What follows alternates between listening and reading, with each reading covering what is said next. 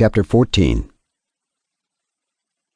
After these things, in the 4th year of this week, on the new moon of the 3rd month, the word of the Lord came to Abram in a dream, saying, Fear not, Abram, I am your defender, and your reward will be exceedingly great. And he said, Lord, Lord, what will you give me, seeing I go from here childless? And the son of Masik, the son of my handmaid, is the Damascene Eliezer. He will be my heir, and to me you have given no seed. And he said to him, This man will not be your heir, but one that will come out of your own bowels. He will be your heir. And he brought him forth abroad, and said to him, Look toward heaven, and number the stars, if you are able to number them. And he looked toward heaven, and beheld the stars, and he said to him, So shall your seed be. And he believed in the Lord, and it was counted to him for righteousness. And he said to him, I am the Lord that brought you out of Ur of the Chaldees, to give you the land of the Canaanites, to possess it forever. And I will be God to you, and to your seed after you. And he said, Lord, whereby shall I know that I shall inherit it?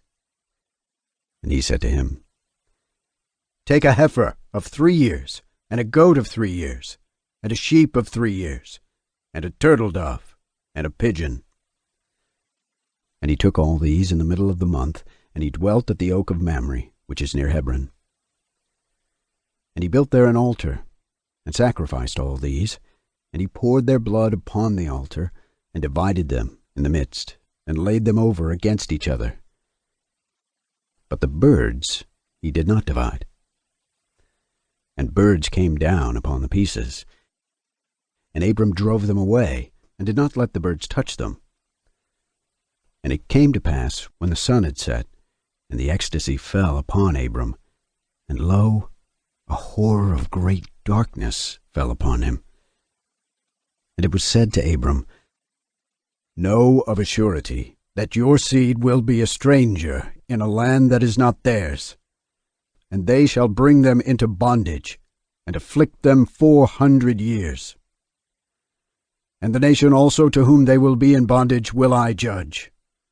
And after that they shall come forth from there with much substance. And you shall go to your fathers in peace, and be buried in a good old age.